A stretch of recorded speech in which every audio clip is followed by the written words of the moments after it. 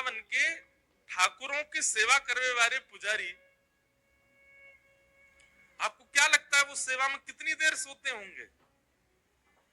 रात्रि ठाकुर जी का 8:30, 9, 9:30 बजे तक शयन होता है।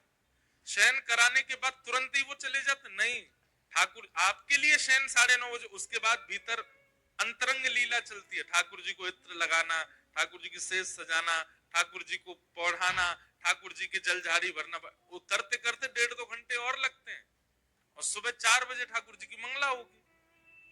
और अभी तो कुछ दिन बाद हमारे श्री राधा वल्लभ जी में खिचड़ी प्रसाद शुरू होगा।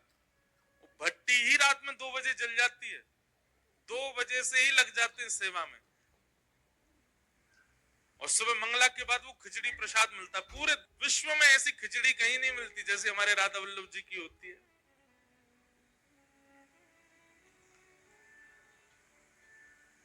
इतने कम आराम के बाद भी यह ऊर्जा जो है, यही श्री कृष्ण है। अभी नहीं पता चलेगा, परसों जब कथा विश्राम होगी ना आप यहाँ, उसके बाद जो अनुभव होगा ना, ऐसा लगेगा कि जैसे हमारा क्या चला गया, क्या छूट गया। एक विचित्र सा आलस लगेगा, विचित्र सा भाव हो जाएगा, मन नहीं लगेगा। समझ जाना, कृष्ण आए थे 7 दिन हृदय में विहार करके अब चले गए। लेकिन कोई कोई ही ऐसे होते हैं जो 7 दिन में आए हुए कृष्ण को भीतर ही गुप्त कर लेते हैं, जाने नहीं देते, उसके बाद भी उसी ऊर्जा में ही रहते हैं। हम पर बहुत बड़ी कृपा है ठाकुर जी की, हम कथा वक्ता हैं। कभी कभी हम आप लोगों का विचार करते हैं, कथा विश्राम होने के बाद हम भी कथा कराते हैं ना साल में एक बार। इस बार है 15 दिसंबर से 21 दिसंबर, परम पूजनीय प्रातः स्मरणीय श्री मलुक पीठ वाले पूज्य श्री राजन दास जी महाराज की कथा है। गत वर्ष पूज्य श्री तुलसी पीठाधीश्वर पूज्य श्री राम भद्राचार्य जी महाराज की कथा थी। उससे पूर्व भी उन्हीं की थी। 2 साल महाराज जी की हुई, फिर उससे पहले 2 साल श्रीमद जगत गुरु रामानुजाचार्य श्री राघवाचार्य जी महाराज की कथा हुई। हर वर्ष कथा होती है हमारे यहाँ। हम साल भर पूरी दुनिया को कथा सुनाते हैं और फिर साल के विश्राम में हम और पिताजी दोनों यजमान बन के कथा सुनते हैं। वह अनुभव लेने के लिए कि श्रोताओं के साथ कैसा अनुभव होता है, यजमान को कैसा लगता है। और जबकि 8वें दिन से हमारी भी कहीं कथा है, पर 7वें दिन इतना हृदय भारी लगता है कि अब कथा विश्राम हो जाएगी, नेत्र सजल हो जाएंगे। घर में ऐसा लगता है कि जैसे मानो कुछ कुछ छूट गया हो। जो महाराज जी कथा करने आते हैं, मन नहीं करता कि ये जाएं, ऐसा करता है यहीं रह जाएं, जबकि अपनी भी कथा है कल से कहीं और। लेकिन फिर भी श्रोताओं का जो वो विरह होता है ना, जो वो भाव होता है, वो अनुभव करके बहुत सुख मिलता है।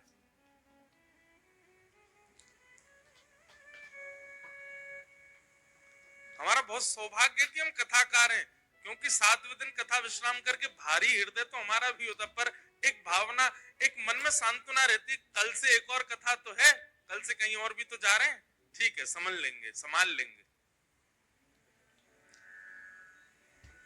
तो आनंद कौन है?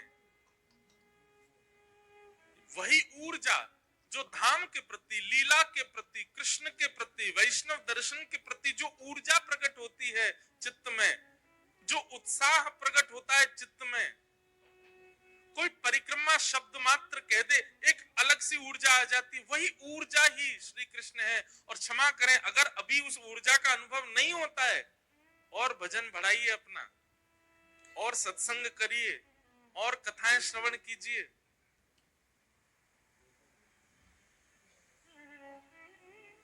चैतन्य महाप्रभु के विषय में आता है कि चैतन्य महाप्रभु बैठे होते थे किसी कार्य में, और कोई यदि पास आकर के केवल कृष्ण कह देता था, कृष्ण शब्द सुनते ही दोनों भुजाएं खड़ी हो जाती थी, नेत्र सजल हो जाते थे, हाँ नाथ, हाँ नाथ, हाँ कृष्ण।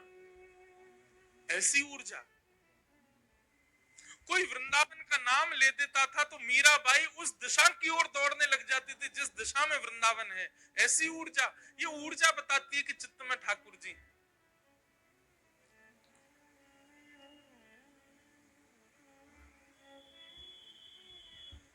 कोई कह दे कि पर हमारे नगर में वृंदावन से, गोवर्धन से कोई महापुरुष आए, कोई ब्रजवासी आए, हृदय आनंद से भर जाए, एक उत्साह अनुभव होने लग जाए, समझ जाओ श्री कृष्ण है चित्त में। पर इन सब भावों से कोई विशेष फर्क नहीं पड़ता, नेत्र सजल नहीं होते, ऊर्जा का अनुभव नहीं होता, कहीं ना कहीं कृष्ण दूर हैं आपसे।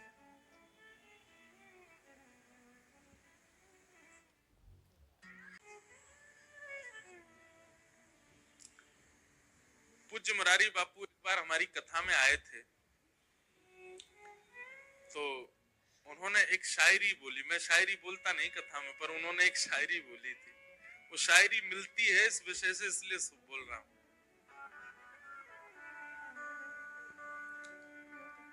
कभी तेरा संयोग मार देता है, श्री कृष्ण के लिए बोले, कभी तेरा संयोग मार देता। संयोग मतलब जब हम आपसे मिलते हैं, कभी तेरा संयोग मार देता है, कभी तेरा वियोग मार देता है, कभी तेरा संयोग मार देता है, कभी तेरा वियोग मार देता है। हम क्या कहें, कभी कभी तो तेरा जिक्र भी हमें मार देता है। संयोग वियोग तो दूर की बात है, मिलना बिछुड़ना तो एक बात है, पर हमारे नगर में कोई तुम्हारी बात आकर के कह दे तो भी हम मर जाते हैं। उनकी चर्चा सुनकर के वह स्थिति हो जाना, ये इस बात का प्रमाण है कि चित्त में श्री ठाकुर जी,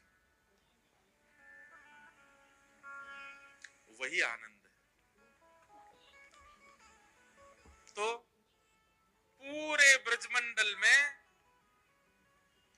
आनंद मन रहा है, सब ब्रजवासी गा रहे हैं, हो जुग जुग जीवेरी यशोदा मैया तेरो ललना, जुग जुग जीवेरी यशोदा मैया। आप सब भी गाओ, जुग जुग जीवेरी यशोदा मैया तेरो ललना, जुग जुग जीवेरी यशोदा मैया तेरो ललना। अरे हाँ तेरो ललना नंद रानी, तेरो ललना, तेरो ललना नंद रानी, तेरो ललना, तेरो ललना महारानी, तेरो ललना, तेरो ललना नंद रानी, तेरो ललना। अरे जुग जुग जीवेरी यशोदा मैया तेरो ललना, जुग जुग जीवेरी यशोदा मैया तेरो ललना। अरे युग युग जीवेरी नंद रानी मैया तेरो ललना, जुग जुग जीवेरी नंद रानी मैया। बोल नंद के लाला की बधाई हो, बाप से गाओ।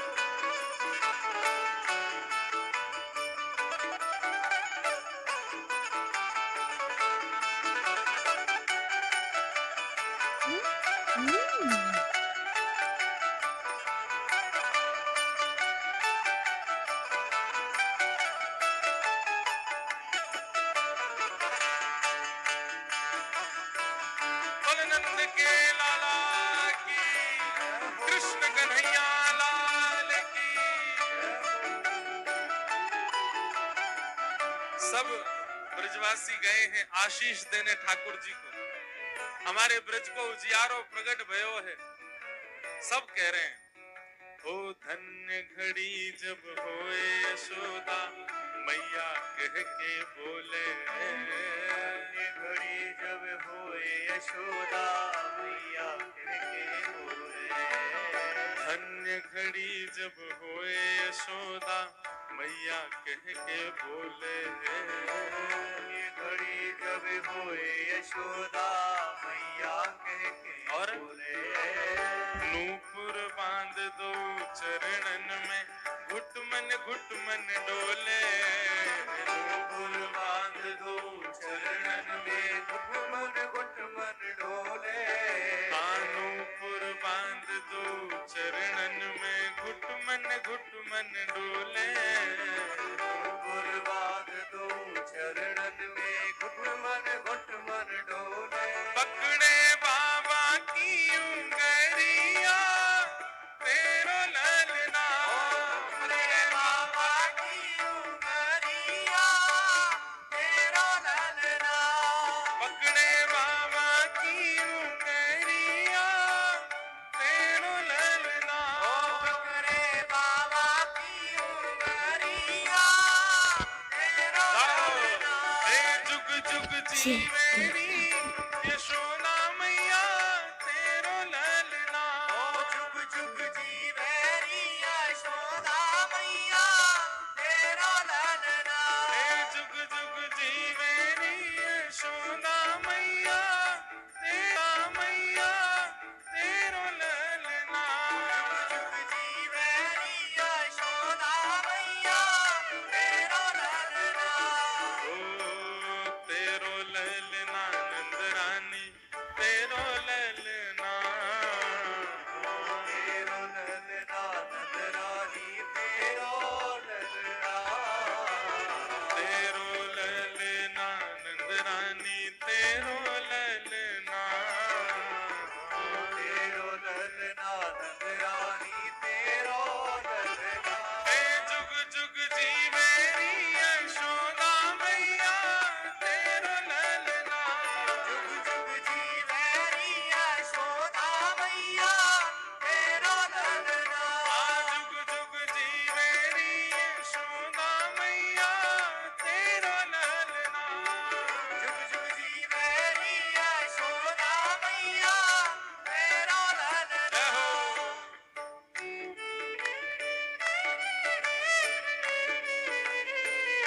श्री राधा रमण लाल की, कृष्ण कन्हैया लाल की।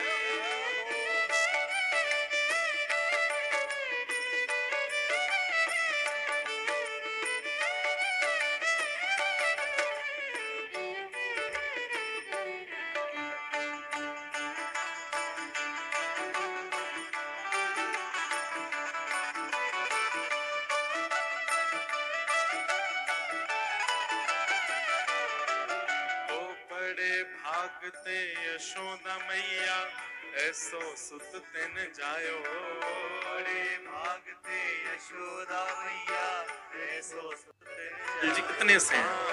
छोटे से मैंने अनुभव किया है, इतने बड़े बड़े मुकुट भी लेकर के आते हैं लोग, और मैं देख करके कहता हूँ मैंने भाई ये तो बहुत बड़ा है, हमारे ठाकुर जी को मुख ही छोटा सो है, कैसे धारण करेंगे। सामने वाले जो भाव उनका वैष्णव थे वो बड़े भावुक हो गए, बोले महाराज जी हम तो बड़े भाव से लाए थे, आप प्लीज इसको स्वीकार करो। मन की कल श्रृंगार करेंगे तो देखेंगे। पतो ना है जन लाला ने कहा कि मुकुट छोटो कर लियो कि जन अपना मूड बड़ो कर लियो, खूब प्रेम से धारण कर लिया, और वो लगे कि ये ठाकुर जी के लिए ही बना है। उसका जो टिपारा था वो तो बहुत बड़ा है, अभी भी ठाकुर जी पहनते हैं कभी कभी, पर वो ऐसे विराजमान हुआ जैसे कि बिल्कुल इन्हीं के सर के नाप को ही है। ठाकुर जी जड़ नहीं है, चैतन्य है। अनुभव करो अपने ठाकुर जी के साथ।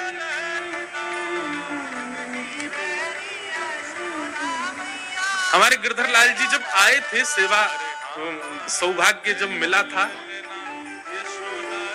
माता जी बैठ जाओ, विराज जाओ।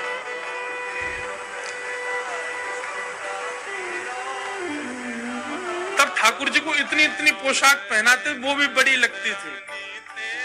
अब इतनी बड़ी भी पहन लेते तो भी छोटी लगती है। पता नहीं कैसे रूप धारण करते हैं, कैसे आकृति बना लेते हैं। हमने तो बहुत अनुभव किया है कि श्री ठाकुर जी परम चैतन्य हैं। हमारे गिरधर लाल जी को जिसने प्रत्यक्ष नहीं देखा ना, वो यही विचार करता है कि इतने बड़े ठाकुर जी होंगे, खूब सुंदर श्रृंगार होगा, खूब बड़े बड़े नेत्र होंगे, लेकिन जब वो प्रत्यक्ष दर्शन करने जाता है इतने से दिखते हैं ठाकुर जी, बहुत छोटे से। और एक और बात, जो गिरधर लाल जी को देखते रहते उनके लिए बात है, 11 से 17 जनवरी आप श्री लाल जी का दर्शन कीजिएगा। इतने बड़े बड़े मंडप बनते, इतने बड़े बड़े गर्भगृह बनवाते हैं हम श्री लाल जी के। छोटे से ठाकुर जी पीछे से देखने वाले पंडाल में उसको भी दिखाई देते हैं। ऐसा लगता है मानो उन्होंने अपना रूप बड़ा कर लिया। ठाकुर जी चैतन्य हैं।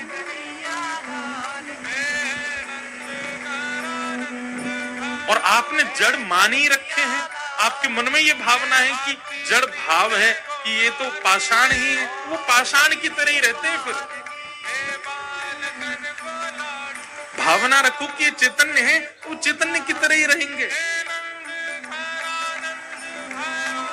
हम कथा में आते तो कथा में आते समय लाल जी अकेले रहते हैं कक्ष में।